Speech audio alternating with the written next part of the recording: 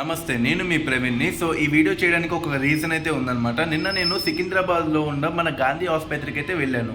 So అక్కడ నాకు ఒక చిన్న సంఘటన అయితే జరిగిందనమాట. ఇది నేను ఎక్స్పెక్ట్ చేయలేదు మన గాంధీ ఆసుపత్రిలో. ముఖ్యంగా నేను ఆ సంఘటన ఏంటంటే, నేను ఏప్రిల్ 29th అనుకుంటా నేను గాంధీ ఆసుపత్రికి వెళ్ళాను. ఎందుకు వెళ్ళానంటే ఒక రీజన్ కూడా ఉంది.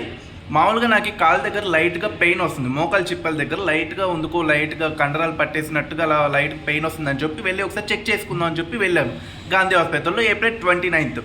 అప్పుడు వెళ్ళినప్పుడు ఆర్థోపెడిషన్ డాక్టర్ని కలిసిన తర్వాత కొన్ని బ్లడ్ శాంపుల్స్ టెస్టులు రాశారు, తర్వాత ఒక ఎక్స్రే కూడా రాశారు, పైగా ఫిజియోథెరపీ కూడా రాశారు.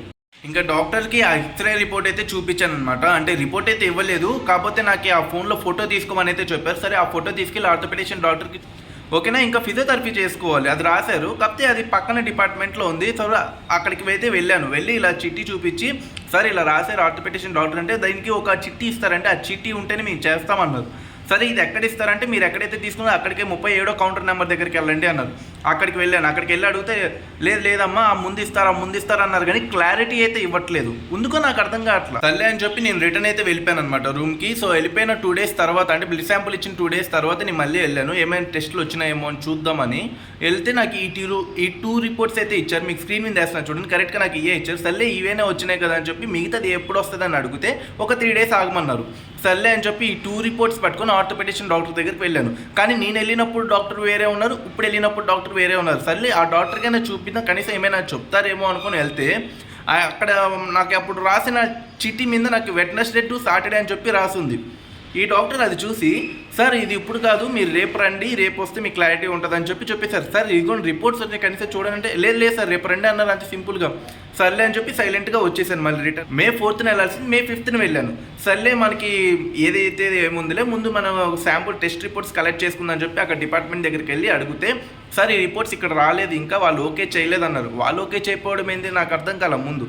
తర్వాత సార్ మీరు ఐపీ బ్లాక్కి వెళ్ళండి, అక్కడికి వెళ్తే మీకు క్లారిటీగా ఇస్తారు, అక్కడే ఇచ్చేస్తారు రిపోర్ట్స్ అన్నారు. సర్లే అని చెప్పి ఐపీ బ్లాక్కి వెళ్ళాను. వెళ్తే వీళ్ళు అటు ఇటు వెళ్ళమని చెప్పి చివరికి ఆ లోపలికి వెళ్ళి లెఫ్ట్ సైడ్ తిరగండి సార్, అక్కడ సిరియోసం రూము సంథింగ్ ఏదో రూమ్ మీకు స్క్రీన్ మీద వేస్తున్నా చూడండి, ఈ రిపోర్ట్ అయితే ఇచ్చారనమాట. ఆ రూమ్ దగ్గరికి వెళ్తే అప్పుడైతే ఒక మేడం అయితే వచ్చారు. వచ్చిన తర్వాత నేను నా దగ్గర ఉన్న రిపోర్ట్స్ ఇస్తే ఒక టెస్ట్ అయితే ఇచ్చారు, మీకు స్క్రీన్ మీద వేస్తున్నా చూడండి, అది ఇచ్చారు. ఇంకోటి రాలేదని అడిగితే అక్కడ పక్కన కారిడార్ లోపల ఉంటారు, వాళ్ళని వెళ్ళి అడగని అన్నారు. RFT రిపోర్ట్ అయితే నాకు లివర్ ఫంక్షన్ టెస్ట్ రిపోర్ట్ అయితే నాకు రాలేదు. ఇంకా లివర్ ఫంక్షన్ టెస్ట్ రిపోర్ట్ కోసం నేను వెళ్ళి అడిగితే తిప్పారు మామ. ఇక్కడే నాకు అసలు నిజంగా విచిత్రం వేసింది, ఇంత నిర్లేషంగా ఉన్నారేంటి గాంధీ హాస్పిటల్లో అని. ఇక్కడ స్టార్ట్ అయిందనమాట. నియర్లీ అరగంట దాకా అటుపక్క అని తిప్పుతూనే ఉన్నారు. నాకు ఇంకా సిరాకు వచ్చేసి ఒక వీడియో అయితే రికార్డ్ చేశాను, ఆ వీడియో మీరే చూడండి ఒకసారి, మీకే తెలిసింది.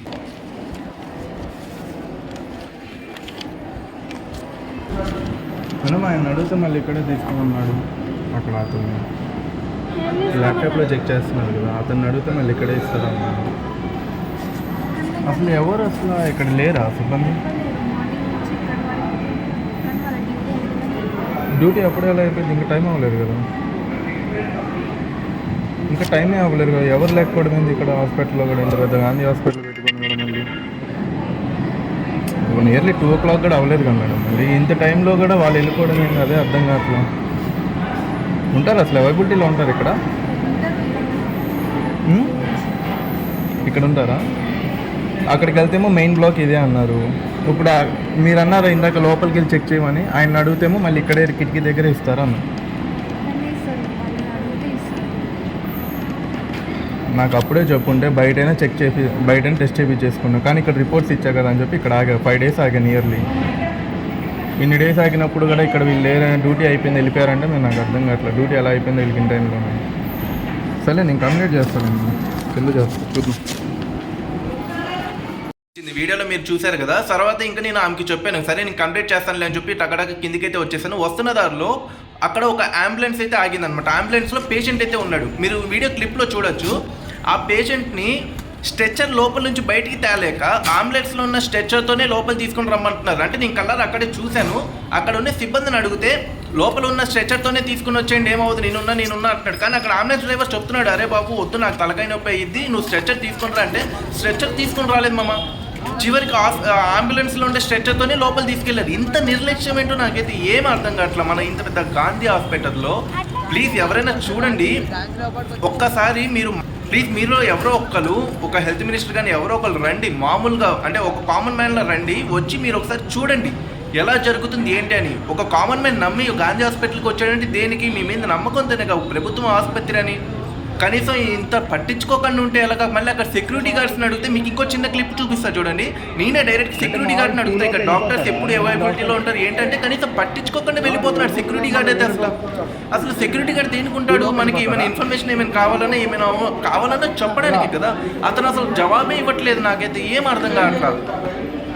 దీని మీద మీ ఒపీనియన్ ఏంటో కామెంట్ సెక్షన్లో కామెంట్ చేయండి. అలాగే మీరు ఎప్పుడైనా ఇలా ఫేస్ చేశారా ఇష్యూ? మన గాంధీ హాస్పిటల్లో కానీ ఏ ప్రభుత్వ హాస్పిటల్లో అయినా నేనైతే చాలా ఫేస్ చేశాను అనమాట ఇష్యూ ఈ గాంధీ హాస్పిటల్లో. సో ఇది నా పూర్తిగా అంటే నేను అనుభవించిన ఈ గాంధీ హాస్పిటల్లో అనమాట నా ఒక ఎక్స్ప్లెనేషన్. సో దీని మీద మీ ఒపీనియన్ ఏంటో కామెంట్ సెక్షన్లో కామెంట్ చేయండి. అలాగే ఒక లైక్ చేసి షేర్ చేయండి. ఇది చాలా యూస్ఫుల్ అవుతుంది ప్రతి ఒక్కరికి.